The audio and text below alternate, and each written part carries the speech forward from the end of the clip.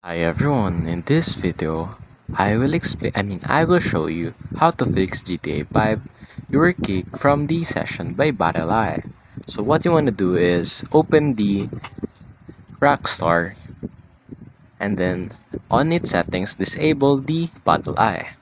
Now go to your task manager and here disable anything that is connected to the Rockstar or Battleye.